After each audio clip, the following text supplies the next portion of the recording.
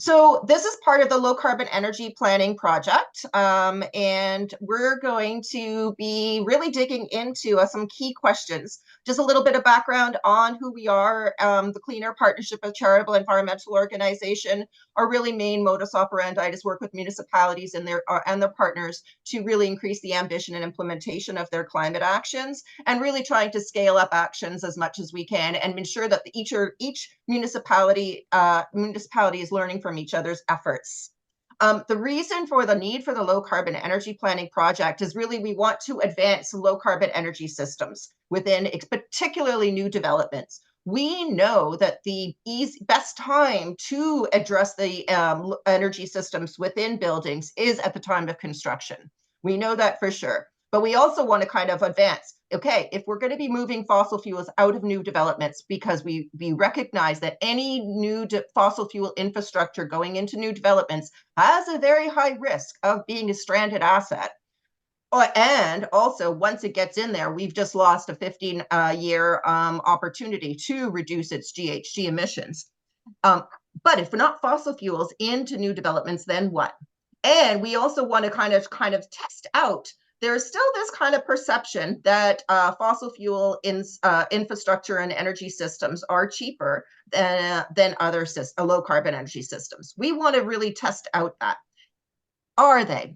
If you really look at both at the upfront capital costs and operating costs over the long term, let's base this on real evidence in terms of real numbers rather than just perceptions, or what was the case in the past, because that may not be the case into the future.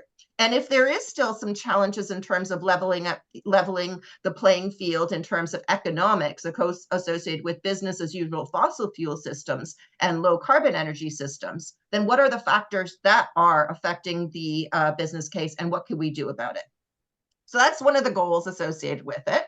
We also want to dig into understanding the business as usual. What are the costs associated with business as usual? We still have this idea sometimes that our present energy system infrastructure doesn't cost us something, but we all know it absolutely does. But we just don't quite understand what are those costs. So we want to try and dig into that and create more transparency associated with business as usual costs, so that we recognize that we're kind of looking at it both at low carbon energy systems and business as usual, and understanding the total costs, both for upfront capital costs as well as operational costs over time.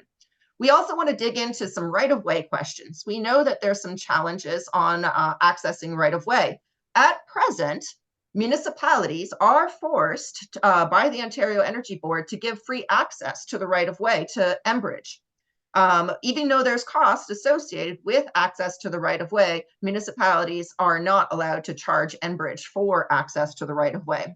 But we also know that there's a lot of low carbon energy, more and more low carbon energy utilities coming into the market, particularly when it comes to geo-exchange. We haven't yet seen energy efficiency utilities coming in, and there's probably going to be emerging renewable energy utilities coming in as virtual net metering comes into play, fingers crossed.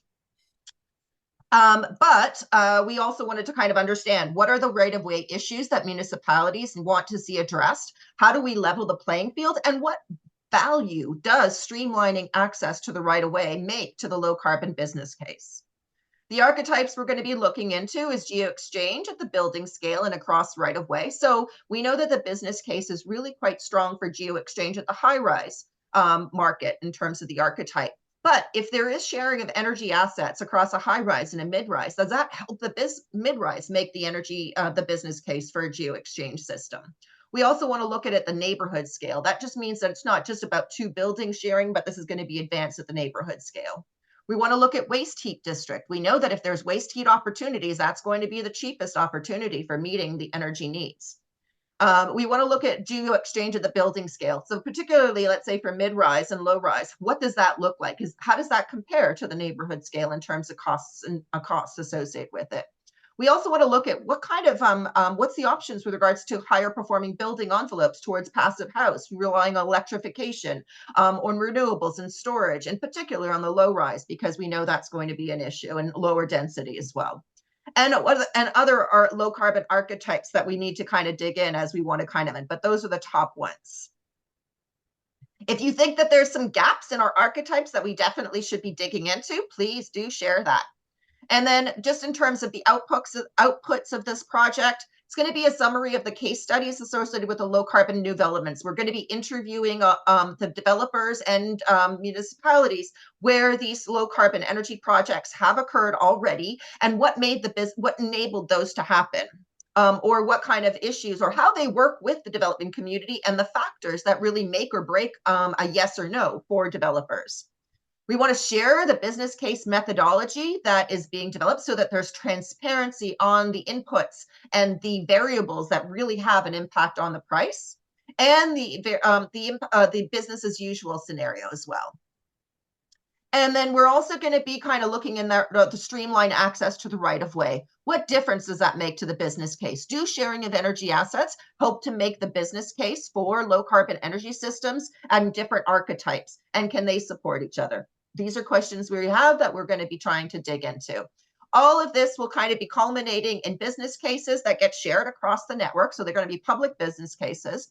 In addition, we're going to be developing a low carbon energy planning and new developments toolkit for municipal staff to help them understand how best can you learn from what other people's experiences are in terms of advancing low carbon energy systems within your communities.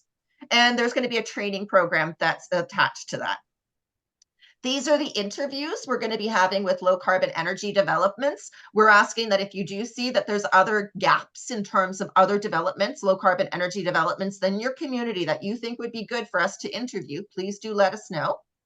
And these are some of the questions that we're going to dig into in the right-of-way exploration. Really kind of what are the issues that municipalities are facing and what difference does streamlined access make in terms of reducing approval times, streamlining the process, and reducing administrative costs associated with right-of-way issues.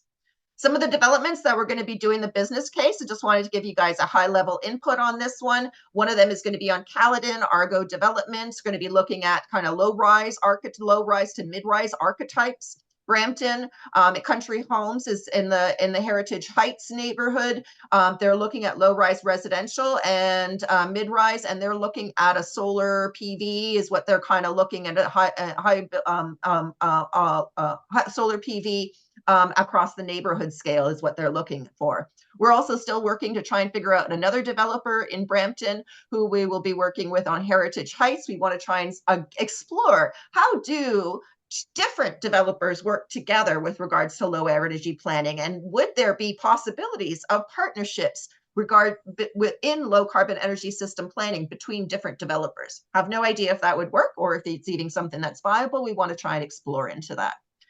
In terms of Toronto, I'm really kind of looking at can a high rise help to build the business case for a mid-rise building and by accessing the right of way, and what difference does that make to the business case? In Pickering, it's going to be a low-rise development that we're going to be looking at, and in Hamilton, we're exploring engaging across again 2 developers in one development to try and see if high-rise can help to build the business case for mid-rise. Okay. I'm going to be sharing all of these. I'm going to stop sharing now. Oh, before I do stop sharing, if I can do one plug, I would love to do a little plug for the Municipal Climate Action 101. So just as a heads up, we have developed a Municipal Climate Action 101 video series. So it's really a kind of a short course. It's geared, the target audience for this is municipal elected officials. So it's a high level course. It wouldn't be helpful to climate staff in terms of professional development or anything. It's an introductory course to Municipal Climate Action 101. What climate change is, the science behind it, what other levels of government are committed to, what the role municipalities play in this, and how all levels of government need to work together on this effort. So I'll throw this all into the chats in the questions, but I did want to do a plug for it. If you can share it across your municipalities, it is the target audience for this is municipal elected officials. It would also work, I think, for senior management within municipalities. Think about it kind of something that might be value as you're developing your courses and your climate change education courses for municipal staff. I think this might be one thing that's a possibility for something like that as well. So I just wanted to put a plug for that. And I'm going to stop sharing and I'm going to call on John. So John, really happy. We really excited to be bringing John from Rathco Engineering in to help us do a lot of the business analysis and costing analysis. And one of the key things he's really found on this is that it's really a great opportunity to bring people up to par, because I think that there's still a little bit of ambiguity on the question of, if not fossil fuels, then what is going to meet people's energy needs? And John's going to take us on a tour of low carbon energy systems. So very glad to have you here, John. And thank you so much for joining us. Thank you so much, Gabby. That was a wonderful introduction. So, as Gabby mentioned, my name is John Rathbone. I am the president of Rathco ENG. Just a quick blurb on my background. I used to do municipal infrastructure, cleaning up a lot of the water that coming in and out of our waterways at wastewater treatment plants and water treatment plants across the Golden Horseshoe. But my passion was always energy, and a unique opportunity to join a Danish headquartered engineering firm happened about a decade ago. And I took that opportunity, and my world expanded tremendously from Southern Ontario to a much more global perspective. And I was able to pick up a lot of skills and experiences working for this international engineering firm specific to district energy and some renewables. But then the opportunity to start my own company presented itself, and I took that opportunity. And we've really kind of taken the ball that the Danes gave us and ran with it, and really broadened the types of renewables that we are integrating into district energy systems and building energy systems. So what I'm going to present to you today is the culmination of the last 8+ years of experience working in the space of energy and renewable energy systems, and really kind of share as much of this knowledge as possible at a 101 level, just to make sure that when you engage in your next conversations, that you're doing so from a much more detailed perspective as to what's possible and what's not possible, because the more options that you have available to you, the more likely you're going to find a solution that suits your needs. So we're going to use this slide as an agenda, essentially. This slide also represents all the technologies that we are currently studying and or designing into projects as we speak. So as I mentioned, we started with district energy. I'm not going to get into the details yet. We have a whole section for each one of these primary disciplines, but these are all the ones we're going to be covering in terms of district energy, wastewater energy exchange, industrial heat capture. We're going to get into the geo-exchange flavor, as I call it, of geothermal. Geothermal is actually a category, but we're going to focus on the geo-exchange specifically. We're going to talk about biomass. I'm sure there'll be a lot of interesting eyebrows raised when we get to that one. And then air source heat pumps, which I think a lot of people on this call, I'm just going to presume, are familiar with. Down below, we have what we call complementary disciplines. Energy from waste is down here simply because this is mega scale projects. You don't do this at a community scale. This is a much larger scale type of project. And same with biogas. So we can do the study work in these areas, but as soon as the rubber kind of hits the road, large mega engineering, procurement, construction, or EPC companies typically take on these types of projects, and we stop getting invited to those meetings. And then I put solar down in complementary, but I'm realizing I need to update this slide. The reason why we have it in complementary is historically Rathco has worked in medium to high density types of projects. We're now starting to get a lot more work and experience applying these types of strategies and processes on low-rise projects, and solar can play a much more significant role in the solution to decarbonization at the low density scale of real estate development, but it's much more in a complementary aspect when we get into the medium to high. And it really just comes down to solar has what I call a geometry problem, in that if you just think of a simple cube and you as a home, and how much volume is in that cube versus how much surface area can I put panels on to collect solar energy, there's a ratio there, and the ratio for a single family home is pretty good. I can get a fair amount of solar panels on there to tackle the energy needs within that cube of space. But as soon as I take the corners of that cube and I start to stretch it into higher density type buildings, that ratio starts to fall off a cliff rather aggressively, and the solar is not going to be able to completely decarbonize the solution. We'd have to cover every square inch of the building, and even then it wouldn't be enough by a significant margin. So that's why we've kind of structured it this way. Before we get into the technology, I think it's really important that we kind of set the context and the stage here. I'm building a bit of a reputation as an elephant introducer, so why stop now? When we're talking about decarbonizing buildings, the elephant in the room is space heating and domestic hot water, as you can see here. So this is residential end use on the left, and this is commercial end use on the right.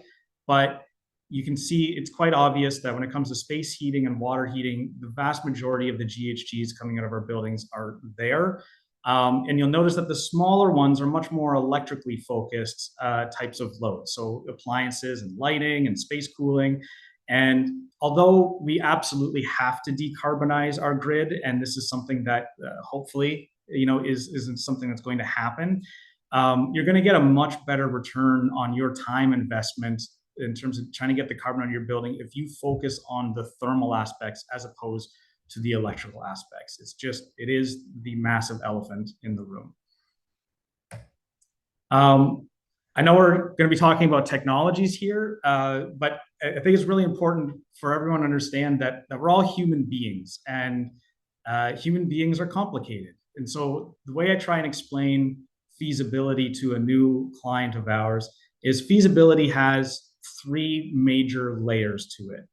The first and foundational layer is the technical layer. So this is the thermodynamics, the physics, the engineering aspect, just the basic math associated with what a building needs versus how are we going to serve it with energy. And this is a non-negotiable layer. If it doesn't work technically, it just doesn't work. So this is where our specialty is and where we focus and our talents are. The next layer, though, let's say everything passes the test, where the physics makes sense, the thermodynamics makes sense. The next layer is financial sense. So there are hundreds, if not thousands, of things that we could be doing in buildings that if we had an unlimited budget, we would absolutely do, but we don't have unlimited budgets. So the next question is, of the things that are technically possible, which ones are financially possible? And as you can imagine, that shortens the list. But there's this third layer that is rarely addressed in feasibility scope statements, which I'm just calling the people layer. And this is where human biases come in. This is where culture comes in. This is where politics comes in. And I've been in this industry long enough that to know that having a solid technical and financial layer of a project is not enough to get that project greenlit and approved and moving forward. Frankly, that is just the prerequisite. Like, you shouldn't even be engaging in any project that doesn't have a solid technical and financial foundation. But unfortunately, that means that your work is just beginning. You really need to then focus on getting the human beings involved in these projects on board and in alignment with this type of project to move forward. And this type of webinar is a massive important step in that process, because if the group that you're trying to get to agree, and as you can imagine, getting a group of people with different interests to agree is already a challenge. But if they're doing that and they're not educated or aware of what the technologies are or aren't or can do or can not do, then you're really at a disadvantage of getting everybody to agree. And so what we find is actually human bias is one of the biggest obstacles when trying to get a bunch of different stakeholders to agree on a path forward to decarbonization. And these are the three biggest biases that we come into. So we'll start with the choice overload bias. There are very intelligent, very educated professionals who have spent 20 plus years working in their respective industries that have never asked the question or been asked the question, what do we put in this building other than a natural gas boiler? It's not even a question asked a lot of the times in these types of real estate development circles, it was just always a pre-gone conclusion that you're just going to put a penthouse mechanical suite on the rooftop, and it's going to have natural gas boilers for heating and some chillers or fluid coolers for cooling, and away we go. The engineer just needs to size it, and there was no discussion about alternative technologies. Now that we're trying to decarbonize buildings, there is no direct substitute for a natural gas boiler from a technical perspective. There is no piece of technology that I can just take off a shelf that's going to be able to perform at the temperatures, at the dispatchability, which means I can just turn it on and off whenever I want, at the price, both in terms of the upfront capital, both the operations. There's nothing out there that I can just pull off a shelf and say, instead of a boiler, do X. In addition to that, there's a list. There's a whole list, which is what this webinar is all about. So you have this choice overload bias. You've ever been at a restaurant and you look at a menu and there's just so many options, you don't know which one to pick or even how to assess which one's good? That's a real problem that we're seeing in these types of projects. The other bias that we're seeing is the optimism bias. And the optimism bias is, we got lots of time. We're going to figure it out. Don't worry. We can just keep doing the business as usual on this project. We'll figure it out on the next one. Or it's like, that's not my problem. That's somebody else's problem. They're going to figure it out. Don't worry. Or, oh, hey, the next Elon Musk, he or she will be born anytime now, and they're going to invent this new thing, and it's going to save everything. It's all going to be fine. It's all going to work out. I don't have to do anything different from my business as usual. Let's just plow ahead. And then the third biggest bias that we have observed is what's called the status quo bias. And so the easiest way to explain the status quo bias is, humans are really good at evaluating and scrutinizing the new things. So if I put in front of you a concept design for, let's say, a geo-exchange system, and you're not familiar with geo-exchange, it's your first time seeing this, you're going to be able to point out all the things that you don't like about it relatively quickly. And there is no perfect technology. Every single technology has pros and cons, and you're going to correctly identify the cons. What the bias is that most people will revert back to the business as usual on the false assumption that that is the safer thing to do in terms of their decision-making process. And the bias is that we're not doing the same level of analysis, and we're not scrutinizing the business as usual to the same level of detail and rigor that we do with the renewable. And so we're basically positively reinforcing the business as usual and kicking the can further and further down. And it's just really important that we introduce this elephant so that when we come across it in future projects, or maybe even later in this presentation, we can just kind of remind ourselves, like, wait a second, am I looking at this critically, or do I have some subconscious bias that is making me kind of turn my nose away at this type of solution? So it's really important that we although we're talking about engineering and technical things, that we remember that we're dealing with human beings, and human beings are much more complicated than a heat pump, believe it or not. So speaking of heat pumps, let's start off with air source heat pumps. Now we can get into the technical bit. We're going to start with air source heat pumps because heat pumps in of themselves are a critical piece of technology that enables a lot of the other technologies we're going to talk about today. So let's talk about an air source heat pump and really talk about how a heat pump works. So most people don't realize that their refrigerator is a heat pump, or that window unit air conditioner is a heat pump. And if you don't believe me, all you have to do is put your hand on not the front end of that air conditioner, but on the back end of that air conditioner, and you will feel a tremendous amount of heat being blown out of that unit. And you can magically change your air conditioner into a heat pump just by simply picking it up and turning it around backwards and putting it back down.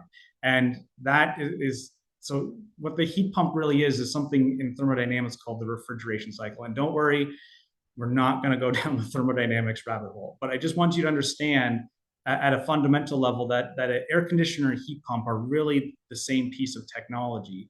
And what it's doing is it's using a compressor and a refrigerant to essentially make one surface really hot and another surface really cold.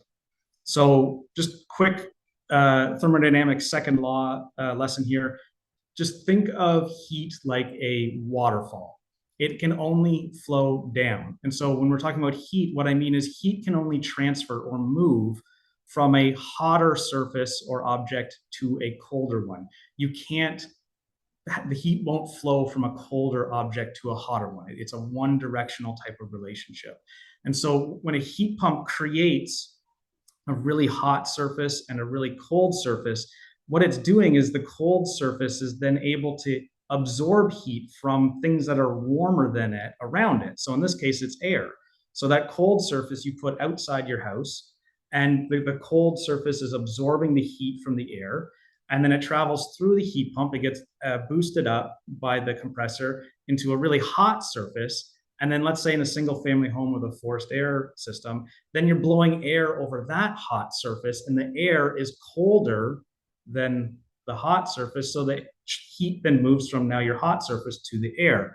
And so you are quite literally pumping heat from the outside of your building to the inside of your building. Now, what they've done, like with the unit on the left on the screen here, is they've just taken that window unit and essentially chopped it in half, put the cold surface outside, put the hot surface inside, and then reconnected all the plumbing essentially. And so now you can move heat from the outside to the inside. Now, if you want to go into cooling mode, you can't physically pick up the units and move the plates around. So what they do is they just put in a reversing valve essentially. And now instead of having to physically move the hot and cold plates to different places, they can just reverse basically the process. And now the cold plate becomes hot and the hot plate becomes cold. And we're now absorbing heat from inside your building and then literally pumping it outside your building. Now, anyone that has looked at a heat pump, a lot of people will talk about the COP, which is called the coefficient of performance. And all you need to know is that this is just essentially a way to gauge how efficient that heat pump is at moving heat from the cold surface to the hot surface. So most heat pumps, a lot of people say it has a COP of 3. And what that means is that for every 1 kilowatt hour of electricity that heat pump is consuming, you're going to get 3 kilowatt hours worth of heat on the hot side of that heat pump. But anybody that remembers the fundamentals of physics, we cannot create or destroy energy. So how does this work? And it's even more confusing when heat pump salespeople talk about 300% efficient heat pumps. So how is that possible? How are we getting energy kind of created essentially? Well, the trick is we're not breaking the laws of the universe. What we're doing is if we're getting 1 unit of electricity that's turning into 3, we have to figure out where the other 2 is coming from. And the other 2 is coming from the cold surface, the source. That's why they call it an air source heat pump. And that's where the heat source is coming from. So if I'm getting 3 units of heat out of my heat pump and I have a COP of 3, that means 1 of the units is coming from the electricity, but the other 2 is coming from the source, in this case, air. There are some really great manufacturers out there that make some really highly efficient heat pumps that are able to get COPs greater than 3. And there's a ton of engineering that goes into optimizing and trying to improve the efficiency and performance of these heat pumps. But the number one factor that can determine if a heat pump is going to be efficient or not, or to improve the efficiency of the heat pump and jack that COP as high as possible, has nothing to do with the heat pump itself, and it has everything to do with the temperature of the source. So in this case, air. So as you can imagine, on a really, really cold day, an air source heat pump is going to be less efficient than on just a somewhat cold day like today here in Toronto, where we're hovering, just around 0. And there's nothing that the heat pump technology can do to change the temperature of the air. And then all you have to do is look at your weather app and look at how much the outdoor air temperature changes over the course of just a 24-hour day. And that means that the efficiency of your air source heat pump is essentially riding that wave of temperature differences, and its efficiency, and therefore its price to operate, fluctuates with the temperature of the day as it goes on as well. So that is how a heat pump kind of works real quick, and COP and where it gets the energy from the source. So these we're seeing are mostly used in, like I mentioned at the beginning, in smaller density projects. We're seeing them in larger scale projects as well, but you really got to do your engineering math and figure that out. But one of the pros is that they are typically a lower cost, first cost option. And there are some limitations though with regards to space and structural load. They're kind of big, heavy, sometimes loud devices.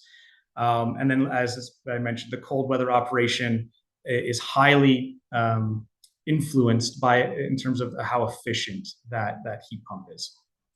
And we're going to get into some other ones here to exemplify. This is a really interesting use case of an air source heat pump. I would say in an unconventional way, and I dare say that nobody in North America is familiar with this, because this is a UK project that my colleague worked on before she joined Rathco, where the heat that comes out of the London Tube, their subway system, goes through a very massive air source heat pump, and then that heat is put into a local district heating system. And they are able to use this in both winter and summer months. It's a fascinating project. If there's anybody that wants to talk to the people that developed this project or are currently operating it, they're very friendly, and they're more than willing to talk to North Americans about their experiences developing this project and constructing it and operating it. But it's a really great, unique example of how you can do an air source heat pump project at scale. So let's get into geothermal, the category. There are probably 6+ different flavors of geothermal, but we're going to talk about the one that is most prevalent that we're seeing in the real estate development of the world, which is geo-exchange. And I just really want to emphasize and underscore the word exchange. So remember the heat pump? We're talking about the efficiency or the performance of that heat pump is highly dependent on the source at which it is pulling heat from. Well, the ground is a much more stable and predictable source of heat. So instead of riding the outdoor air temperature roller coaster, we're going to have a much more lazy river type of experience in terms of the source that heat pump is pulling from. The challenge is that the source is typically hundreds of feet below ground. So when we're doing these geo-exchange projects, the boreholes that we're engineering are anywhere between 600 feet and 1,000 feet down. So this is not a DIY project. So this is pretty heavy duty type stuff. A lot of the technology is coming out of the oil and gas industry and is being modified to be more cost effective for the real estate industry, because obviously we don't have oil and gas money here for residential real estate. But what I mean in terms of exchange, though, is that geo-exchange is not a true source of energy, in that you can deplete it. So every megawatt hour of heat that I pull out of the ground and push into your building, I have to put back at the end of the year. And so this is, in the early days of geo-exchange, this wasn't well understood by operators. And there are some unfortunate examples of bore fields that basically they froze. They just pulled so much heat out of the ground and weren't putting enough back in, that the bore field essentially became a giant block of frozen rock and was useless as a heating resource. So you might be wondering, well, where do you get all the heat to put it back in? And the trick is we do that by cooling the building in the summer.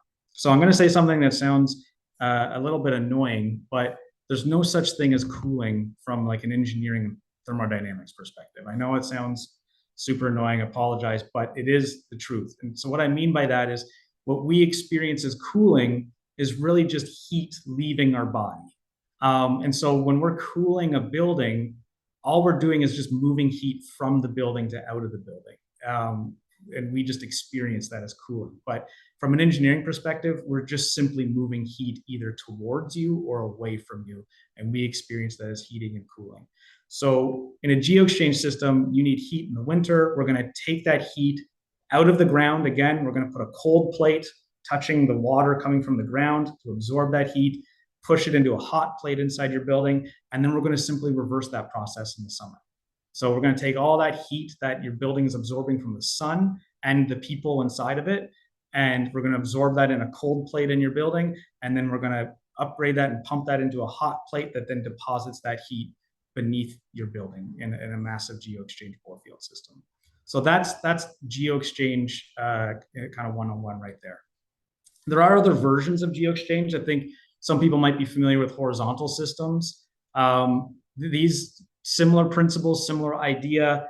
It's just you need horizontal real estate now. This is why you see these more on rural properties, for example. It's more cost effective to have a local excavation company dig out big trenches and put your big coily PEX pipe in down there than to have a drilling company come in and put a borehole in.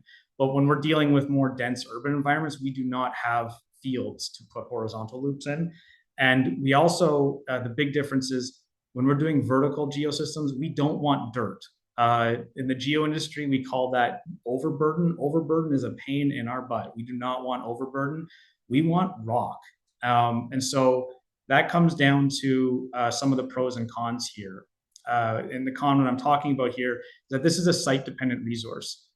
We have a pretty good database now. We also have a really good network with drillers all around Ontario, and we're starting to kind of broaden our horizon across Canada.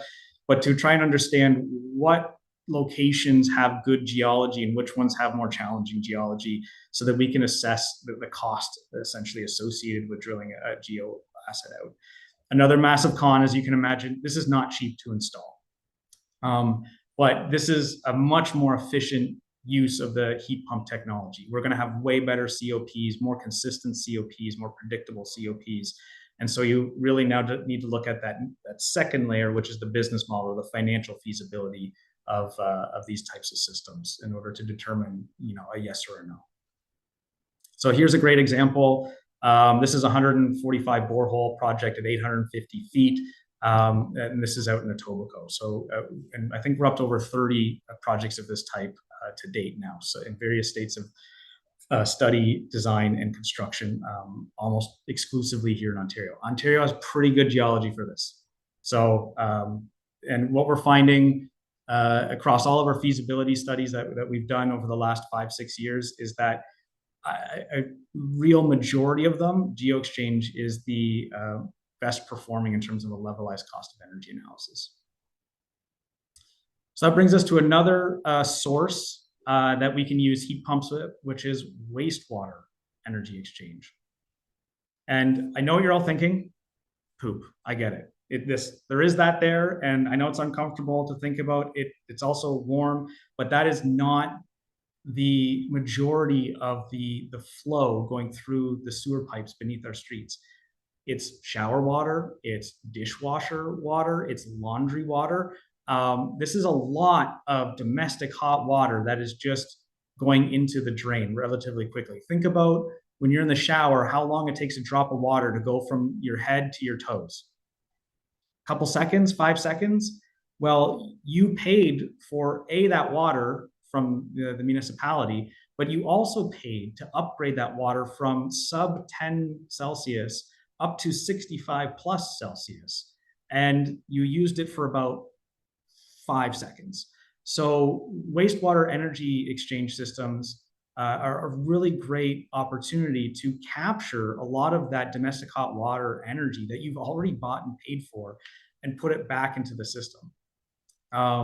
So we can do this at 2 different scales. We can do this at a building scale, like a mid-rise or high-rise in terms of density, where we're capturing the heat out of the wastewater before it leaves the building and enters the municipal system. But the biggest opportunities are like trunk sewers. So whenever you're looking at just how much wastewater does a building produce versus how much energy do we need, the ratios will not line up. I'll save you the math. What we're typically seeing is, putting in one of these systems to put a massive dent in the GHGs associated with the domestic hot water production. But the space heating, there's not enough energy coming out of that wastewater to do the whole thing. But if you have a trunk sewer, you absolutely could do the whole thing depending on the size of that sewer. And so that leads to one of the major cons is that it's a highly site-dependent resource. So one of the first things we check when a developer asks us, what are our options? We always look at wastewater energy transfer as one of them. And depending on the jurisdiction, we will be able to either have easy or less easy access to what is in the right of way from a wastewater perspective. And we can quickly assess just on the size of that pipe if it's worth spending time investigating in more detail or not. But if it is worth investigating, if you have a good sized pipe going by your building, this is another really strong front runner in terms of providing a very cost effective cost of energy for the heating systems. So back to the COP of the heat pump, the source of that heat having the greatest impact on the efficiency of that heat pump and therefore the cost to operate that heat pump. So we went from air being a bit of a roller coaster to GeoExchange being a lazy river, to wastewater being basically a really warm lazy river. So if you have a trunk sewer, we're able to get even better COPs out of a wastewater energy system typically. So these are really strong on the financial side as a result. And here's a really great example that a mega project doing this out in Vancouver with our friends at Creative Energy doing this type of work. But there's another great example here in Toronto. I lost that one with, I forget the hospital, maybe Gabby, you remember. Yeah, it's right on University. It's the University Health Network, and it is, you know what, I'm gonna might get the hospital wrong, but I can definitely see, I know they were doing construction on it when I was last there. Right. But it's just right on University, right near Gerrard. Yeah. And so, Toronto. I don't think it was Toronto Western, because Toronto Western is maybe they are doing it there too as well. I think it's both. Okay, excellent. So one question that did come up is, our wastewater energy exchange systems for the underground ecosystem? And that would be, I think that's kind of bringing in the kind of like wastewater wouldn't have any impacts in terms of groundwater because it's not accessing the groundwater. But I think that there has been a lot of conversations, like for, let's say, communities that do get their water from groundwater, let's say a Guelph kind of example. There's concerns relating to drilling and potential risk to the groundwater in terms of source water protection. Is that something that is still kind of a big issue in terms of GeoExchange systems? Or are there kind of like, is that where the kind of one of the things with regards to perceptions versus like perception of risk versus actual risk? That's a great question. And all like great questions, unfortunately, there's a lot of gray. So in Guelph, there's a hard moratorium on any form of GeoExchange vertical drilling projects. They are very protective of their aquifer, despite PhDs and academics writing, papers on how the processes for GeoExchange system drilling is actually quite safe for an aquifer. But at the end of the day, we need to respect the community and their wishes. But unfortunately for Guelph specifically, and I live in Guelph, that takes a massive tool out of the tool belt of decarbonization of buildings. So having that strict moratorium on drilling in Guelph is going to make their attempts to decarbonize just that much more difficult. But then if we go a little further west into Kitchener, they have a more hybrid approach because they have groundwater drinking systems as well. And they have a map essentially of 3 different types of zones where there's just the no zone. Then there's the open loop zone because they have a unique double aquifer. So they're like, if you want to use the aquifer we're not using, then you can use that for what's called an open loop geosystem. And then they have other zones where a closed loop geosystem goes. So I guess that's really important to explain. When we're talking about GeoExchange, there is no actual fluid transfer. So what we're doing is we're drilling a borehole anywhere between 4 and 8 inches, depending on the design, down 850 feet. And then we're taking an HDPE pipe, typically about 1 inch to 1.5 inches for the big ones. That's in a big giant U. So it's like 2 straws going down the hole, joined at the bottom. And then once that pipe or 2 pipes are fully at the bottom, then we grout, we fill that hole with like a concrete essentially to seal it up. And not only does it seal it, but that also then gives us a really good thermal conductivity. We want the cold water in the pipes to absorb as much heat as possible from the ground, which means we need to physically connect that water touching the rock as best as possible, and to provide that heat transfer from the rock to the liquid in an efficient way as possible. But the And water that kind of improves the conductivity of the heat into the geo-exchange borehole then. absolutely. If you just drilled the hole and put the pipe down with no grout, it would be a horrible system. It probably wouldn't even work. So, but not only does that give you the heat transfer, but then it also completely seals it. So at the end of a bore field, it's kind of like you have a whole bunch of solid concrete straws down there that have plastic pipes embedded inside them. And the water's just flowing through, just either absorbing heat in heating mode to bring it up to the surface, or rejecting heat into the ground and if we're trying to cool from the surface. But there's no actual fluid exchange when that system's operational. I believe that their concerns are that during the drilling procedures, that there could be contamination that enters these aquifers.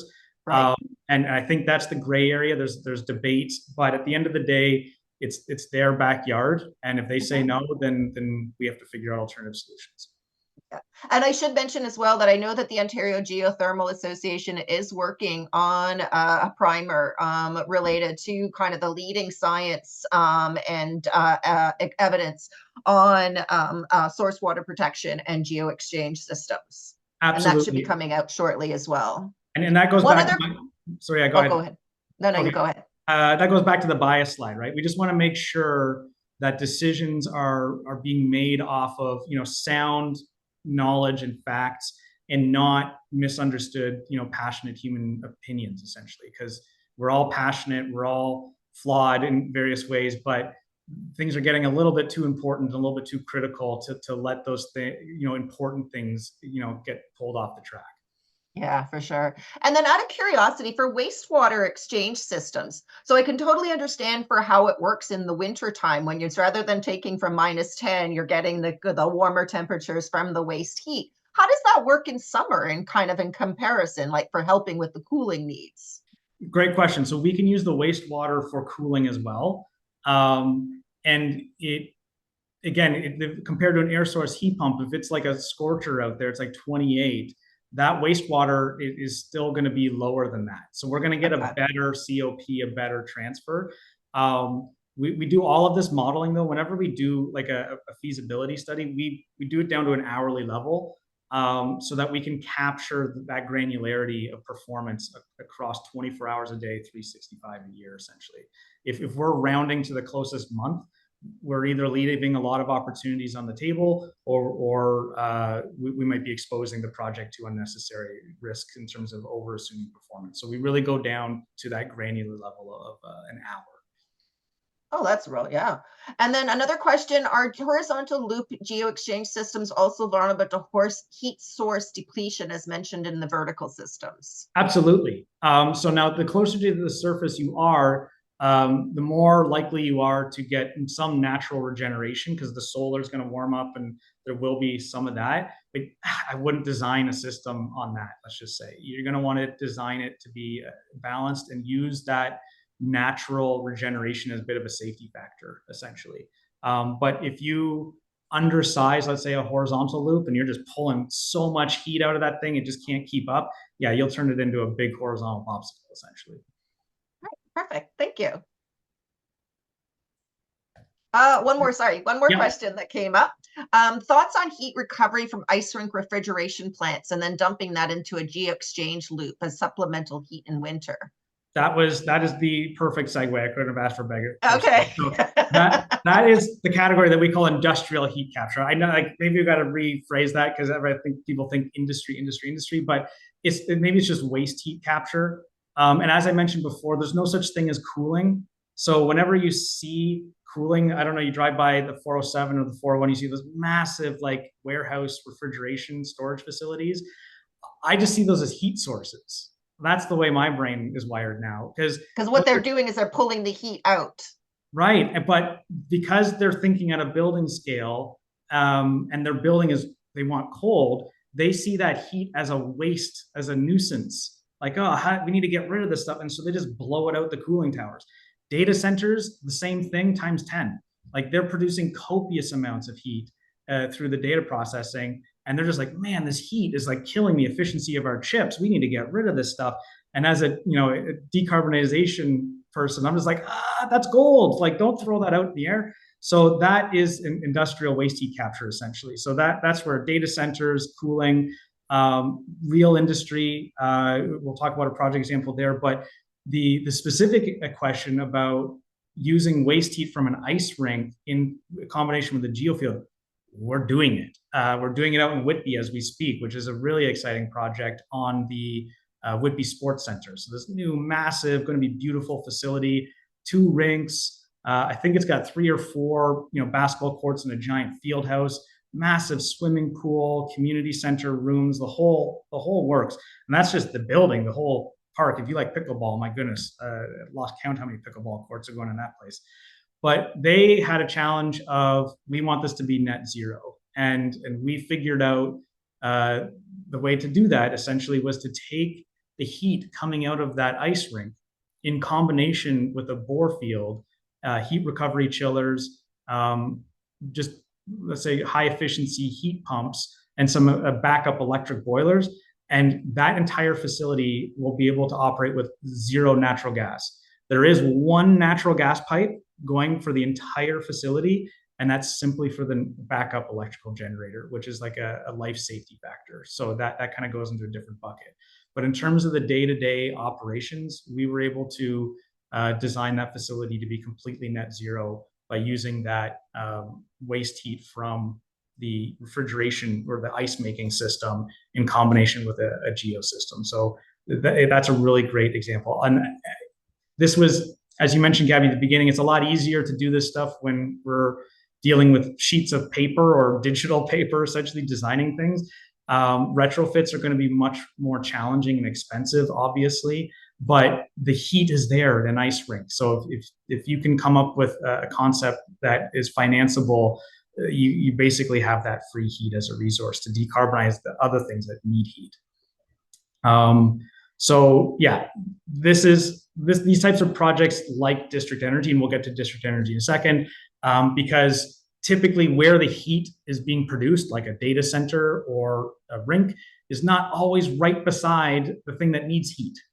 That's kind of like the big catch-22. It's like, oh, I have all this like heat being wasted over on this part of my community, and I have all this part over here that needs heat in the community, but they're not beside each other. So this is where district energy really helps enable these types of opportunities. As you can imagine, the operating costs are going to be pretty low because you're not paying for the heat in of itself. And depending on how you're doing your carbon accounting, you can have significant carbon reductions here. Capital, the cost of these things can be dependent, but that's where scale is your friend. And here's a really good example in Europe, where Facebook located actually 2 of their data centers in Denmark. And it wasn't just because it's a fairly central European location. It was because they were able to contribute to their climate pledges by building their very power-hungry facility in a jurisdiction that has a huge amount of 0 and low carbon electricity. But on top of that, while they're spending money running the chillers to cool their data centers, they are offsetting some of their electricity costs by selling the heat back to the local district heating utility, and then the local district heating utility is now using that heat to decarbonize their district heating system, because the heat coming out of the data center is essentially 0 carbon because it's being produced from the data center, which is consuming 0 carbon electricity. So it's a really great synergy of private and public infrastructure and heating and cooling and power, working all together to create these types of outcomes. We're also working on a really great project here close to home in Hamilton, where we're going to be taking the heat out of the steel industry to decarbonize huge portions of downtown Hamilton. So this project is in study. HCE, which is Hamilton Community Enterprises, is running this project on behalf of the city. They're a city-owned organization, and they have lots of literature available on their website. So I encourage you to check it out if you're curious. Okay. This is the technology where I'm going to remind us about the bias slide. This is a very controversial technology. I make no bones about it, but I think it's important. I've gone on a biomass journey, so to speak, over the last 5 years to deepen my understanding of what this technology is, where it comes from, and how it is accounted for, essentially. So I'm going to do my best to to share as much of that 5 years journey in 5 minutes here. So biomass is in its most common form, it's a category like geo, but its most common form is typically wood pellets or wood chips. Pellets are typically used on smaller scale projects and chips on larger scale projects. And this is simply due to the business models, economies of scale, but also when you're handling chips, you need a lot more fuel handling equipment in terms of like conveyor belts and all that good stuff. And so that costs money. And in order to make that financial equation make sense, you typically need a fairly large facility. You're not going to be able to afford all that type of stuff for a smaller project. Because these projects are better at scale, then they also play nicely with district energy systems. And you will see this all over European, Scandinavian countries, which are all kicking our butts royally at decarbonizing themselves compared to us. But you also see some great examples out west, and we'll give a shout out to that project shortly. But the biggest thing that I learned about biomass was where the fuel itself comes from. So I got a tour of a lumber mill up in Halliburton, run by Halliburton Forest, which is the first sustainably certified forest products producer, which is really cool that it's here. And you just kind of take for granted when you go to one of the big box stores, you know, you got 2x4s, 2x6s, and all this lumber, and you know they come from trees, but there's like this disconnect about a tree is this shape and the 2x4 is that shape. And you don't really think about what happens to the rest of it or what that ratio is. And so when I went to this lumber mill, I saw all the cool stuff I was expecting to see. But then when I went around the back of the building, that's when my eyes got really big, because there was 2 humongous conveyor belts coming out the back of this lumber mill with bark chips and dust, basically the byproducts of turning a round log into dimensional 2x4s, 6s, etc. And as you can see, the ratio is not as awesome as I think you would hope. So there's going to have to be some sort of reckoning as we move forward here, because I think the sustainability world with buildings is starting to recognize the value of mass timber buildings. We're using a renewable resource to build our buildings. We're sequestering carbon with mass timber buildings rather than emitting carbon with concrete and steel produced buildings. But our trees don't grow in squares. So if you're going to go down that pathway, then we should really be using the entire harvest of that log instead of just the parts that we want to build buildings out of. And this has been studied ad nauseum. I encourage you to do your own research, but the best place for those what are called residues is typically in district heating or heating applications. So this is where this comes from. There's no new trees being cut down to fuel a biomass power plant.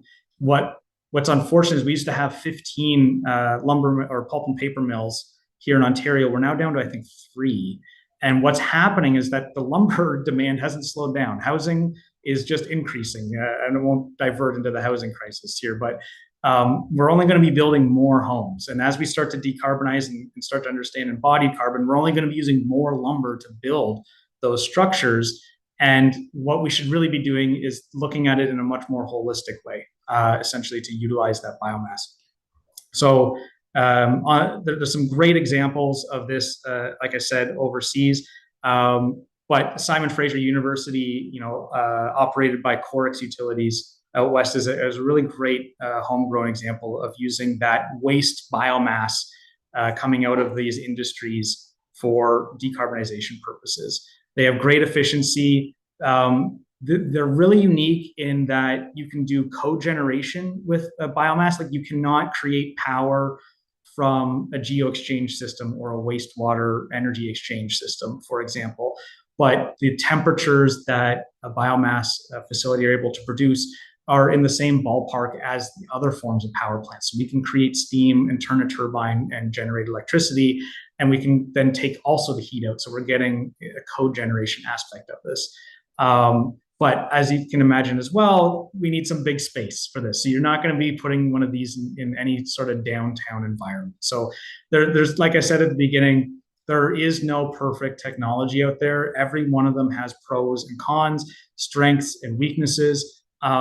That's why we have the choice overload bias challenge in front of us. But the attempt is to try and figure out which one is the best fit for the respective project and strategy. And this leads us to district energy, which is really, I would say, an enabler of all the technologies that we have discussed here. And the reason why I phrase it as that is that when I read about district energy talked about in the news, for example, it's a lot of the times misunderstood and lumped into the same category as an energy source technology like geo or biomass or waste. It's not a source, it's a distribution system. So I think we're very familiar with electrical systems compared to thermal systems, but district energy is essentially a grid, but it's not the power plant. It's going to move the heating energy from A to B, but it doesn't make it happen. So this is where sometimes it gets a little bit confused.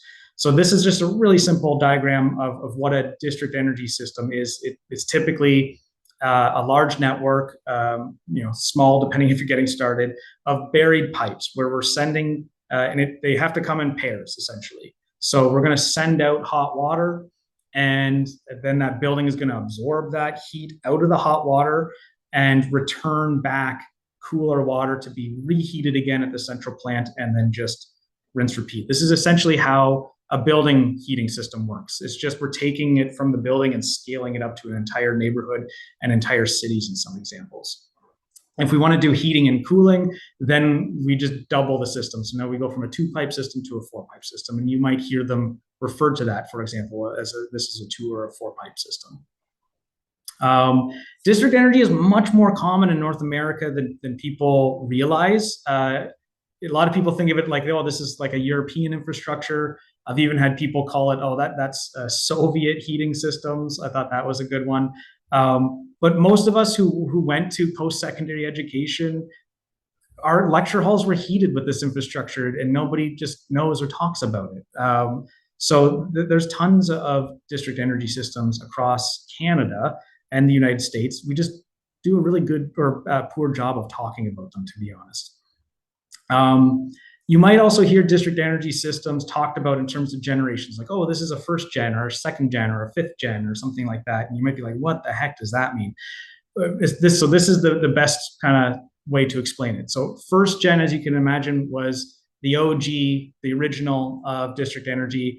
And we are combusting back, in the 70s, 80s, and 90s, fossil fuels, coal, natural gas, fuel oil in some cases, typically in a power plant for combined heat and power, and we're generating steam to turn a turbine. Then we just take that steam also, and we can then push it into a district heating system. And so we have a steam district heating system. When we go from a 1st to a 2nd generation system, we're ditching the steam and replacing it with hot water. So we're going to get up to 100 degrees Celsius on the maximum. And then once we get to 3rd and 4th generations, we're just basically lowering that temperature profile. So instead of supplying at 100, we might be in the 80s or 90s for 3rd gen, and we're basically at domestic hot water temperatures for 4th gen. So in the 60s Celsius, for example. And as you can see here, and I'm going to hang on to 5th gen for a second, put that aside for a second. And then you can see on the curve here, as we lower the temperature of that system, the efficiency increases. And you might think, oh, that's awesome, that's better. And you're right. But that is, I would say, a minor advantage of going to the lower temperatures. The greatest advantage of having a lower temperature district heating system is it makes it more economical to access renewable sources of heat. So if you go back to a 1st gen system and we have to generate steam, we need temperatures well above 100 degrees Celsius in order to generate steam on a consistent basis. The list of things that we can do to get that is pretty short compared to the list of things that I can use in my toolbox, so to speak, to get water up to 60, 65. So bringing that temperature down, yes, increases efficiency, but the greatest advantage is that it makes it more feasible for us to put renewables into the mix. And what I mean by mix is that district energy is a completely fuel neutral form of energy distribution. So, water here doesn't care what makes it hot or cold. It doesn't care. It doesn't have an opinion. So If you have a district heating system, then, and maybe it was started on a fossil fuel power plant, you could build a biomass plant in another location, or a big wastewater energy exchange heat pump system in another location, and you can connect it into these district energy systems and start to displace the fossil fuel out of the equation. And you won't have to change a single pipe in the ground because the water doesn't care what makes it hot. So it is the ultimate form of kind of future-proof thermal infrastructure. So when we get into 5th gen, this is where things get really interesting and kind of more complicated. So I'm going to try and keep it really simple. But the 5th gen system is sometimes called an ambient system. But we're not just incrementally lowering the temperature when we go from a 4th to the 5th. We're dropping it to the floor. We're going from like 60, 65 degrees Celsius to anywhere between like 0 and 30 degrees Celsius. And I give a range because instead of a more stable temperature going to the building, we have a much more dynamic system. The system's temperature is going to change based off of the season and based off of the needs of the system. So it's a much more complicated system, but it's a much more adaptable system when designed properly. Because we're at this 0 to 30 degrees Celsius range, the other big difference between generations 1 through 4 versus a 5th gen system is I have to have a heat pump now. So 1 through 4, we are directly supplying heat to the building. We do not need any other technology like a heat pump. 65, even at the 4th gen, is going to be able to directly supply the temperatures we need to do domestic hot water. And your thermostat, it sure as heck isn't 65. So we absolutely have enough temperature in order to get the space heating load that we want. But when we're dealing with an ambient system, we're going to need a heat pump to enable getting to the temperatures that we need to see inside those buildings. This is just a quick kind of table to summarize this. So great examples of steam systems are New York has a very famous steam system. Same with Toronto, York University here. This is a very short list. It's much longer in reality. We get into the next generation. There's still somewhat older campuses. Enwave in Toronto has a steam and a hot water system. You can kind of tell the eras that they were built in based off the temperature. Then we get into 3rd gen systems. Hamilton has a 3rd gen system, St. Paul, Minnesota, and there's tons of these now in Scandinavia. Then we get into 4th gen. These are less common in terms of the traditional building stock of district energy here. But ZB built one just recently that we helped them design. Princeton University is a great example. And then we get into 5th gen, and we're seeing these a lot more. ZB has 2 systems. That's a whole other webinar for another day. But Okotoks is a great example. And then there's those separate district cooling systems. So Toronto has a separate district cooling system. And you'll see these obviously more prevalent the further south we go across North America. So back to this diagram, this is typically what a 1 to 4 generation system looks like. But this is what a 5th generation system can look like. And so this is an ambient distribution system, district energy system, and we're able to pick up not one bore field, but multiple bore fields that are both serving the building built above it, but are also able to interact with the district ambient system, which then also allows us to pick up trunk sewers. So we did a really great conceptual design activity for a project in the West End. I can't name it for NDA purposes, but it was a massive, and it will be a massive real estate project with multiple phases. And we were able to deliver a concept that made financial sense, where the first few phases had geosystems that were able to support the buildings by themselves. And about the midway through the development, it made sense to then put in the ambient district energy system so that we could capture a large trunk sewer on the perimeter of the building site. And then that allowed us to then backfeed and complement the geo infrastructure that was already designed, built, and operating, and allowed us to then build or serve the energy needs for the last 2 phases with minimal additional energy infrastructure, essentially, to the point where the last building didn't have any geo or any of its own infrastructure. It was basically just like a district heating customer, just had a heat exchanger to send and receive heat to and from the system. So these are the advantages of these types of systems. And just so you understand, in terms of what makes fifth generation different from the previous generations, one, it would be low carbon or no carbon, but also it has a lot more complexity in terms of different sources coming into it. And it's not just a one kind of stop shop in terms of the inputs that go into the system to provide the heating and cooling requirements. It would be using a variety of different sources to meet the collective need. Is that correct? Yes, 100%. And there's massive pros and cons associated with this. As I keep saying, there's no free lunch. Like if there was just a slam dunk, we should just be doing X, like Rathco wouldn't exist. So there's a challenge and an opportunity. It's a real philosophical thing about dualism we're dealing with here. But all of that optionality creates complexity. All of that access to different types of sources means there's more human beings and stakeholders we have to get involved. So there's absolutely pros and cons to this type of approach. The other thing that's important to mention is that existing buildings, because they were designed and built in an era of like ludicrously cheap natural gas, they resulted in the industry building high temperature heating systems because they had natural gas boilers that they could just flick with a switch, turns on within a minute, and you get like really hot temperatures really quickly. And so the rest of the building's heating systems designed basically around the performance of that technology does not retrofit cost effectively down to really low temperature stuff. Right.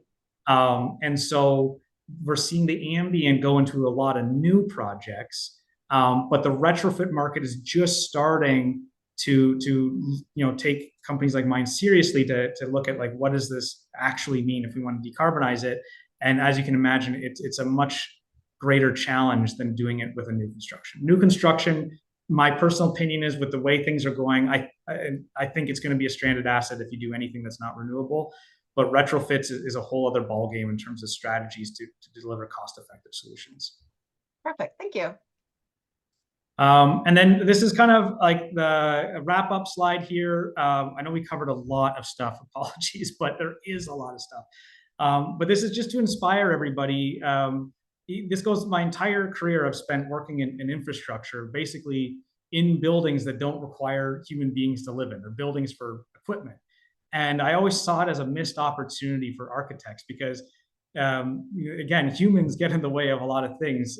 And it's true in architecture. Like, you need balconies and you need emergency exits and egress routes and all the views. Well, a pump system and a heat pump system and whatever, they don't need any of that stuff. And so from an architectural perspective, you can do a lot of things with a central utility plant building that you can only dream about doing for a residential building. And so here's some really great inspirational projects. These are not renderings. These are real power plants, district heating power plants, all in Europe, unfortunately, but they seem to be interested in making their infrastructure beautiful in addition to just functional. And I'll just focus on one in the top center here. This is Copenhill, as they call it. And this is one of the world's largest energy from waste facilities. So there are no landfills in Denmark. All of the waste goes to these energy from waste facilities where the waste is incinerated, but the filters on these systems now are so good. This is not the 1980s anymore, that the emissions coming out of these systems are cleaner than like a diesel truck exhaust pipe. So this is a really clean facility. They've also enhanced the performance of this facility with heat pumps. So they're actually able at certain times of the year to get efficiencies above 100% by using the heat pumps. And in true Danish fashion, they said, well, let's make this a playground as well. So they built an artificial ski hill on top, as well as the world's tallest outdoor climbing wall. So you wouldn't even know that there's huge amounts of garbage going into the underside while you're enjoying a miniature ski holiday. So it's a great inspirational example. And they actually built this. Like, this is not, you can go there and buy a lift ticket. So this is not theoretical. So this is me just trying to inspire everybody to say, hey, infrastructure can be beautiful in addition to functional. And just to let you know that the steps of these processes, and this is something that we have a mission at Rathco to be able to get these projects from people's heads into the world. And we can't just do part of the process, we found out 5 years ago. We have to be able to take a project all the way from early study to detailed study for the larger projects, and then be able to deliver the designs and then help the contractors and the owners manage these projects all the way through to commissioning. If we only did part of this process, there would be a lot less projects moving forward, for example. So this is kind of roughly the process that a lot of these projects take.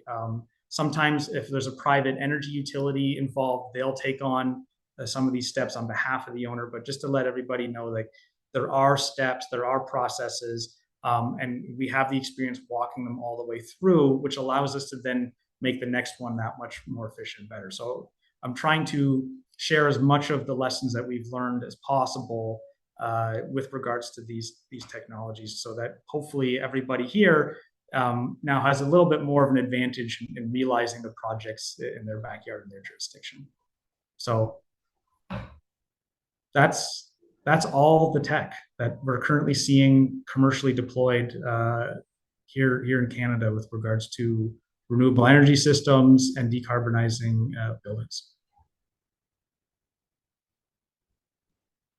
In terms of the kind of one of the things with regards to renewable systems, like we were talking about the low-rise sector and the opportunities available to that one with regards to passive, kind of moving towards the passive house, the building envelope versus renewals and stuff like that.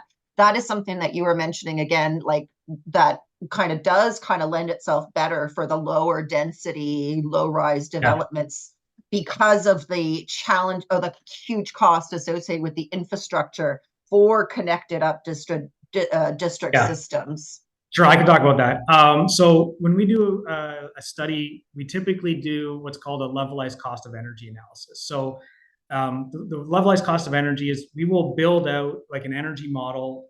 It's not a building energy model. It's like a system energy model. So we have our own modeling to do that. And we'll build that out over 30 years so that we can capture the life cycle of that asset, that investment.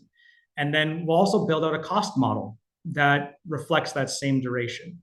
And we'll do that for your business as usual to combat the status quo bias, because the only way to combat the status quo bias is to scrutinize the business as usual the exact same way you're scrutinizing all the other options. It has to be fair.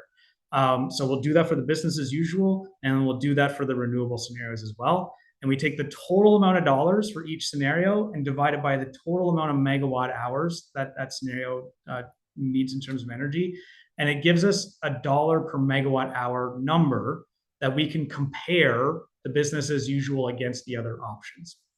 And so in that cost model, we're able to capture not just the upfront capital cost, like the sticker price of all this stuff, but also the operating costs of what's it going to cost to operate that technology over 30 years, the maintenance costs over 30 years, the fuel costs, which includes electricity and the carbon tax in there, recapitalization, which is a fancy word for stuff breaks. So, at the end of 20 years, you need to make sure you're budgeting for stuff to be refurbished or replaced.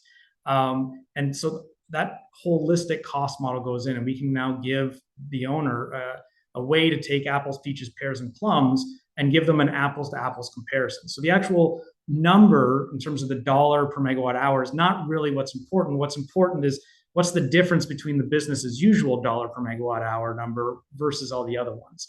And, when I first started this journey, I was, it was always a foregone conclusion that the renewable option was going to be the more expensive one. And I spent a lot of time trying to explain the virtues, the non-financial virtues of going down the renewable pathway. But I remember this vividly because it was COVID and I was in my slippers in my basement when we did our very first study where one of the renewable scenarios actually came in at a lower dollar per megawatt hour number than the business as usual. It was like 3-4 years ago. And because my whole career up until that point had been the opposite, it kind of hit me really hard. And that is frankly just been the beginning of a whole new market opening up, where every quarter we see more and more projects where the renewable option is just the better investment. End of sentence. Oh, by the way, it also got 80% of the GHGs out of the building. But just from a pure raw investment perspective, if you were to invest in the business as usual, this would be a poor investment choice than going, let's say, with the geo exchange system for that specific project. And that's been really exciting to see. Now, like I said, we used to work mostly or almost exclusively in the medium to high density space. But over 2023, some of our high density clients also do low rise developments. And they said, hey, we really love what you're doing on the high density stuff. Can you help us figure out the low density? And what was really exciting and interesting for us, I'm going to nerd out here for a second, is we were wrong. We were so wrong. All the stuff that didn't make sense in high density land and made sense was not all flipped on its head, but a lot of our assumptions were kind of corrected through our modeling process. And whenever that happens, we drill down into the numbers and quadruple check everything and even call a couple of friends, so to speak. And so what was interesting on the low rise side is that air source heat pumps actually make a much better financial case in low rise, and they're really actually poor on the high rise side of things. So that was a really interesting learning for us. The other one that was really interesting, and this kind of came out of a client request. So in order to make sure that we don't bankrupt ourselves, we have to cap the amount of scenarios we do in these studies. So we make the business as usual mandatory. It's non-negotiable. If you ask me to do a study without it, I will politely decline your study, because if we don't, we're going to run into the status quo bias all over again. And then so we typically figure out what are 4 other scenarios to do. And they really only had 3 that kind of were interested and made sense. So we just said, why not? Let's just throw in the all electric scenario. Like we just completely ditched natural gas for this kind of low rise community. And it was singles, semis, a little bit of town, and a little bit, I forget what they're called, but the ones with the garages in the back. You can tell I'm not a developer. So it's really kind of low density stuff. And the all electric one, we were just like, that's totally going to have a high levelized cost of energy. It was the lowest. And the biggest, and we were like, this can't be right. Like all of our assumptions are being contradicted through the numbers here. So drill down to the numbers, and the savings that we were seeing in this levelized cost of energy model were actually because there was zero capital being deployed for a complementary natural gas system. So it was just like there's zero natural gas. And so when you're paying your natural gas bill, there's a capital charge where you're basically paying back the cost of putting the pipes down your street into your house. Well, it might only be like 20, 30 bucks a month or something like that, but over 30 years, that builds up. And so that's where the massive amounts of savings were that really dropped that down. The next challenge, though, was what does this mean for my electrical panel? And our scope was exclusively thermal, so we didn't have the numbers on hand when they asked this question, but we just did some quick back of the envelope math. And we're like, well, what size panel do you typically put in? And they're like, yeah, about 120 amp panels. And I'm like, you're probably going to need like over 250, like a 300 amp panel. And that's without an EV charger for the EV in the driveway. So if you're adding an EV, you're probably looking at 400 amp panels in the scenario, because we're putting a huge load on that electrical capacity with the heating and the domestic hot water. Plus you have all your plug loads. So you're having induction stoves, electric clothes dryer, electric washer, electric everything. It just adds up. So now at the house, you have big panels, but now what does that mean for the local transformer station? So, that was the next question. And they have the relationships with the local distribution companies. So they were able to take all of our math and put it in front of the LDC. And we just got lucky on this project that there was a huge amount of capacity available at that local transmission or transformer station. But that's not going to be the norm in my estimation. I think a lot of our electrical infrastructure is close to, if not tapped out. So there's going to be a lot of challenges with these that go beyond just finding the right solution. So again, that technical, financial, people, you need all 3 layers of a project to be successful in order to get the green light. Which does then kind of highlight the business models that are available to address these upfront capital costs, because we have a fossil fuel system that has all of that kind of set up in its system where you don't have to pay upfront for it, and it's paid back over a kind of a 40-year time period associated with your use of it. Whereas that doesn't, in terms of our electricity infrastructure and the way we cost it out, we throw all those costs right up on the upfront for the developers.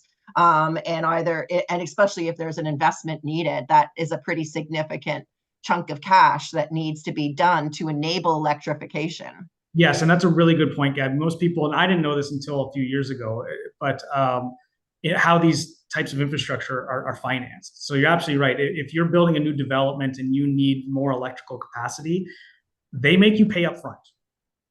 Right? Briefly in between working for the Danes and starting my own company, I worked in a construction company. I wanted to kind of complement my experience away from engineering. And I remember getting a certified check from my vice president and physically walking it in. And it was for multiple tens of thousands into the LDC because we needed to upgrade the transformer for the condo that I was project managing. And that was like, holy crap, I didn't know, like, they want their money now and they will not even say yes to talking to you about the project until you make a down payment. Yeah. And then natural gas is like the opposite. They just build it into the rate structure. And so you just like, yeah, it shows up and you're like, wow, from a developer, like it's free. And it's like, well, yeah, it's just being amortized and paid for by the buyer of your homes. So they're completely different models. And it's kind of, no one was really complaining until we started decarbonizing. And now people are understanding the math and seeing, again, the kind of advantages and disadvantages and how this really disadvantages decarbonization because we're going to have to increase electrical loads.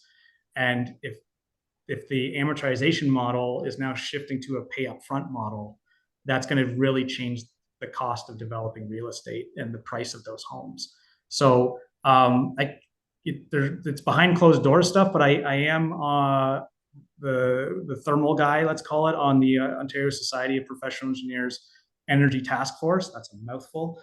And so we are aware of this, and there will be some advocacy efforts on our part here, but we're now getting in big time into that people layer. We're getting into politics. So if you're reading the news recently, there's some controversy going on at the OEB, and the Enbridge is kind of pulling out all the stops right now to prevent that ruling from moving forward, including lawyering up and claiming that the OEB doesn't even have jurisdiction to make that change.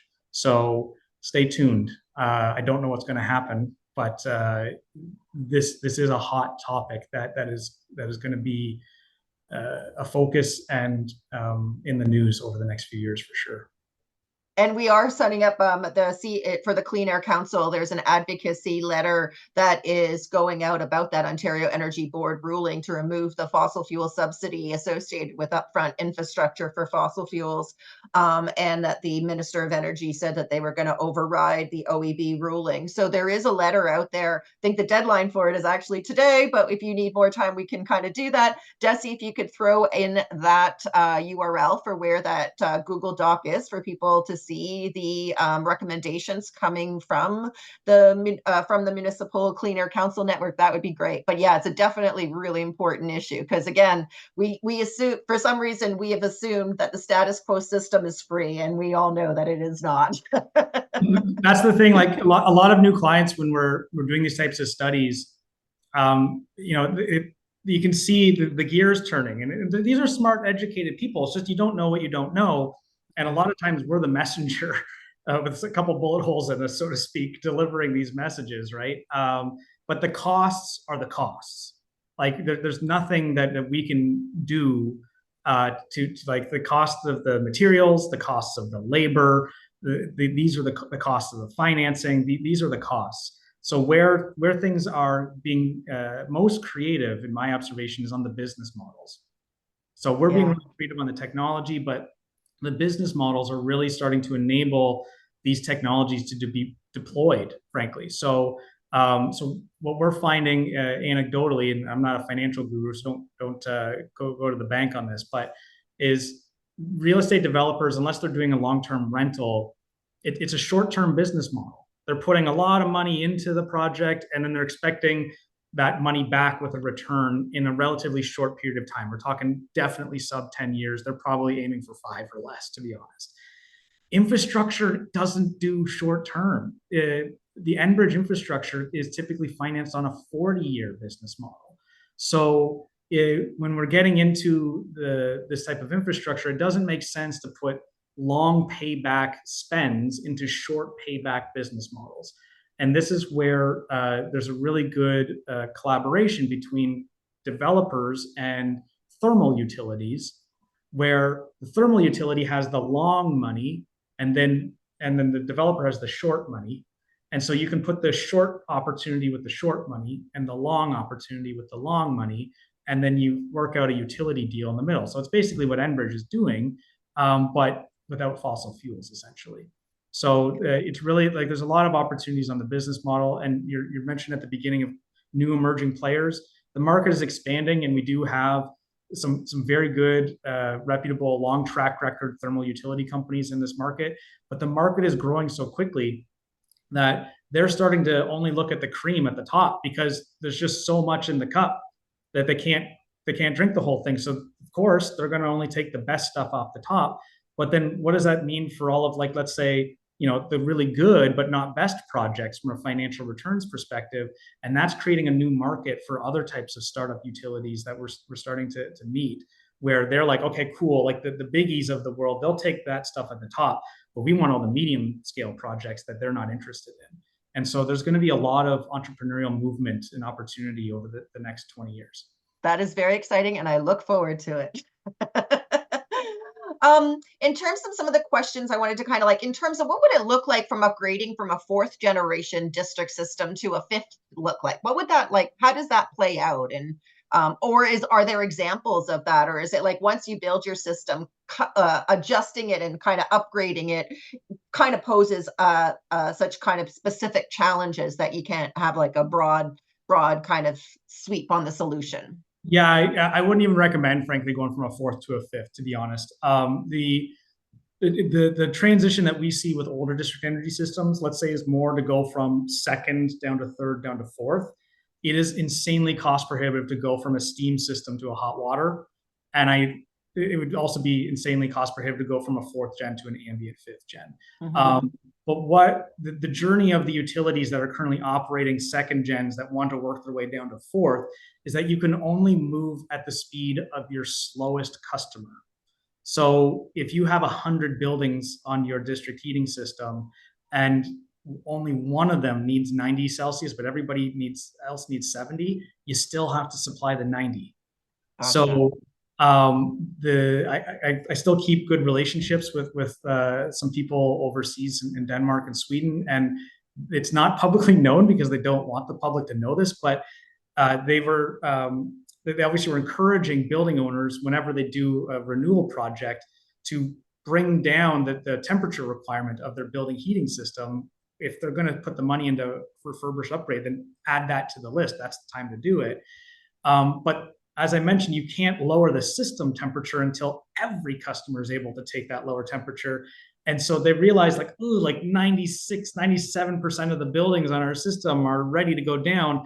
And they were kind of like, actually, not secretively, but they weren't advertising, helping that 3% to finance and get them down to lower temperature, because they would have such considerable savings at the central utility plant model perspective if they could just get those last customers down to that lower temperature.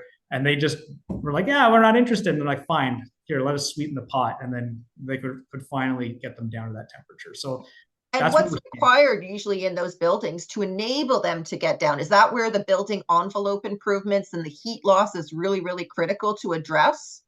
Building envelope absolutely is going to help that tremendously until you see the price tag. Building envelope is one of, if not the most expensive building retrofit techniques. When it comes down to temperatures, it's just going to nerd out for a second. It's really just the heat exchanger surface area. So if I want to move 100 units of heat into a building and I have a high temperature source, then I can have a really small surface area heat transfer device. So in a forced air system, that's just the coil in the duct. So if I have boiler temperatures, if I'm setting 95 C water into that coil, then I can get my 100 units of heat transfer into that air with a small coil. If I bring that temperature down to, let's say, 70, I now need to increase the surface area of that coil in order to get the same 100 units of heat into the building. And this is why we have small coils, is because coils are expensive.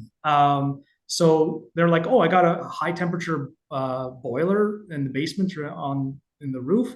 Great, I'm going to save my owner, my customer, money by having a high temperature system, because then we'll have little tiny coils everywhere. And I'm a really good engineer. And in the 70s, 80s, 90s, yes, I would agree, you are. But the goalposts have changed. It's no longer about just shrinking the capital cost. It's about shrinking the capital cost with no carbon emissions. That's a different set of goalposts. And so when we bring these lower temperatures down, I just need a bigger surface area, so that, Gotcha. and then I can really mitigate all the other retrofits. So if you have a big forced air system, I could do one big coil retrofit that would then get you down to a lower temperature, and I don't have to touch any of the distribution air or any of that other stuff. But that coil is not cheap. So that's where, Gotcha. but you have to do the whole math. Like you There's can't, always a price to be paid, eh? there's no free lunch, right? So we're just trying to find, which combinations of renewables, which combinations of retrofits is going to yield, an optimal kind of financial performance, Mhm. and then educate and communicate and workshop so that we can hit all three layers of those feasibilities. So we're doing all the technical, we're doing all the financial, and then right now we're doing the people layer, so that hopefully those three come together and then we get projects greenlit and move them forward. Yeah. I'm going to give you an example of okay, look, we're focusing in this project on new builds because that's the easiest one to address. But we also know the elephant in the room that we kind of always try to avoid because it scares the crap out of us. It scares the crap out of me, is existing buildings. Yeah. And the challenges going to be associated with existing buildings. I'll use an example of probably the hardest kind of market to address. And that, like Dave McLeod is mentioning, about a lot of municipalities in terms of bringing together the climate and equity are looking at maximum temperature bylaws to help with cooling in existing buildings, especially high-rise rentals. And the solution at this point in time for meeting that is really like almost individual air conditioners within individual apartments associated with it. But we also know that that is not something the landlord will actually, or the property owner will allow, because their electricity doesn't actually allow for it based on their existing allocation, and they're not going to be planning on paying a huge increase associated with that allocation, even if they don't necessarily have to do any upgrades infrastructure. But it does raise the issue that we're facing on this one.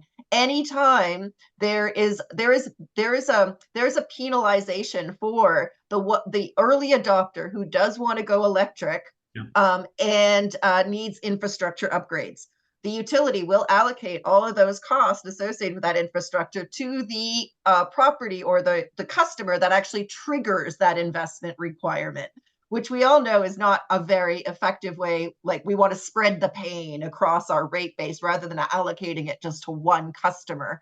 And that is an issue that we're probably going to need to figure out. How do we change those regulations to create a more level playing field between and do more a solid, comprehensive, strategic investments in our distribution system rather than this incremental one that we're presently in on that one. Any suggestions or any ideas in terms of addressing that probably most difficult market?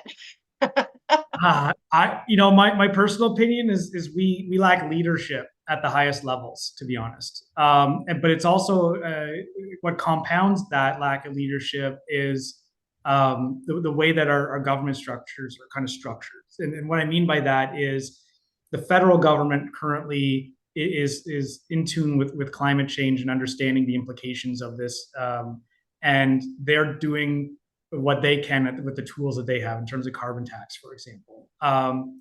The irony is that the smallest layer of government, the municipal layer, understands what the obstacles are and what should be done first, second, and third better than the other two layers of government, but they're the poorest layer. They have no money. They have no way to raise funds. Like the only tool they have is parking tickets and property taxes. So there's this mismatch. And then with our current provincial government, up until just like a couple of weeks ago, I don't even think they would say, renewable energy out loud publicly. So there's this kind of disconnect where the entities that know what needs to happen, are feeling the pain the most, and have the greatest sense of urgency, have the least amount of resources to do anything about it.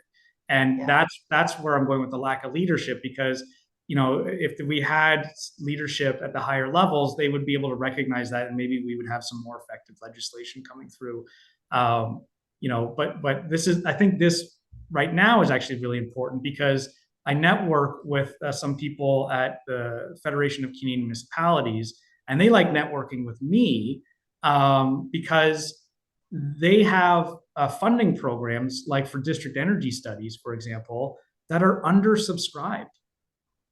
And I think it's because most municipalities, A, don't even know that these funding programs exist, but B, a lot of them don't even know what district energy is, hence why we're doing this today. But so the federal government's like, cool, we set up these programs and we allocated resources to it. And then it's like they open up a lemonade stand, and then they're like, why don't we have any customers?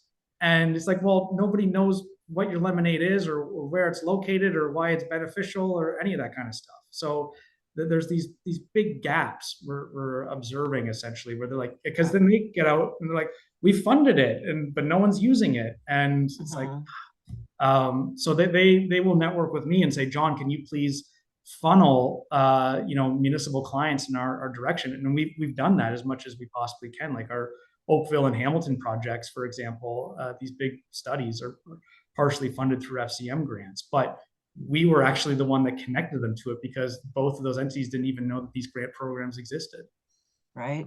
So there's just it's just messy. And this is where I think strong leadership, somebody that understands at least some of the intricacies of what is going on at a detailed level, could go a long way.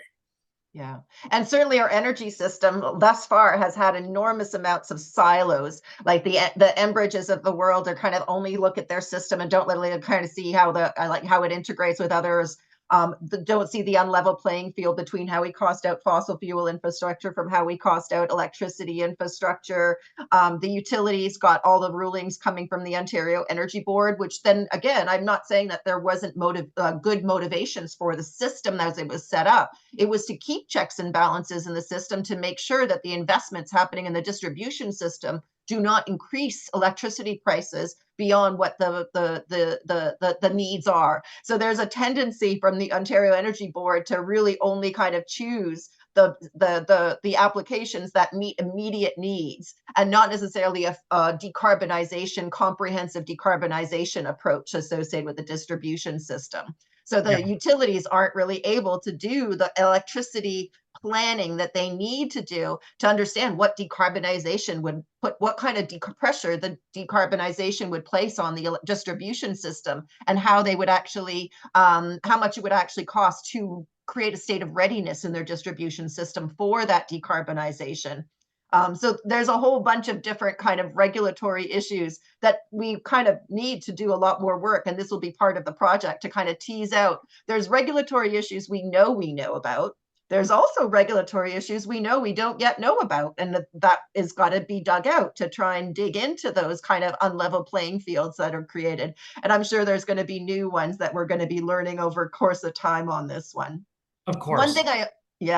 One other thing I wanted to kind of highlight on this one is also, again, we're going to the raising on the existing buildings.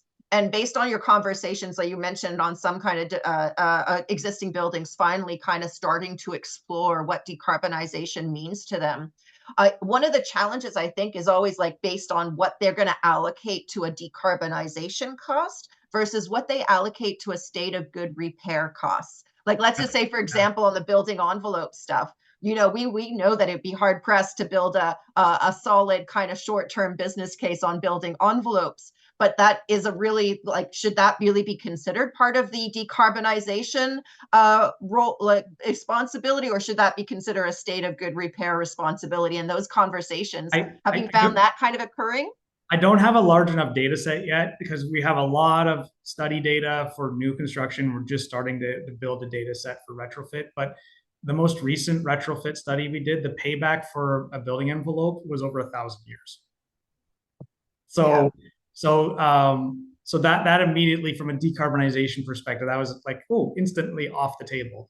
But your comment is very apt in that there are, just good building maintenance motivations that can complement decarbonization. And so they, for example, noticed on one of the walls that didn't have windows. It was the way that the building set was kind of just two-sided, with the other sides being thin and no windows. That wall had a lot of thermal bridging issues that was then causing moisture challenges on the inside of the building. So that was the justification for them to do a partial envelope improvement, where the justification was for water damage purposes predominantly, but they then got all the side benefits of better thermal performance, essentially. But heat is cheap, so trying to finance a facade project with heat math is going to be very, very challenging. When it comes to retrofits, your comment earlier also about missing these windows of opportunity. Oh my goodness, that is an understatement, because you're absolutely right. Like it takes a lot of effort for these asset owners to justify these huge costs to refurbish these buildings.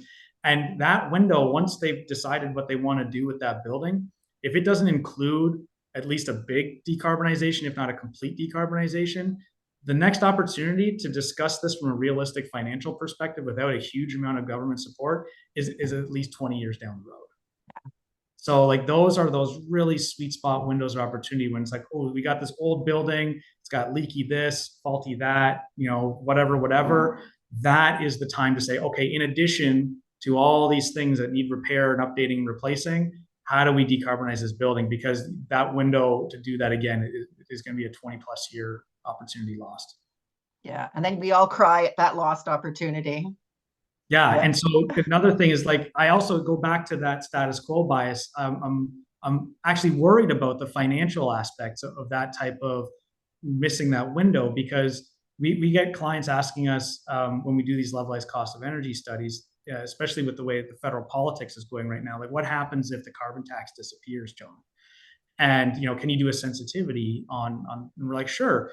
And what we have found is that it does move the needle with regards to that cost of energy, but not as much as the actual cost of natural gas.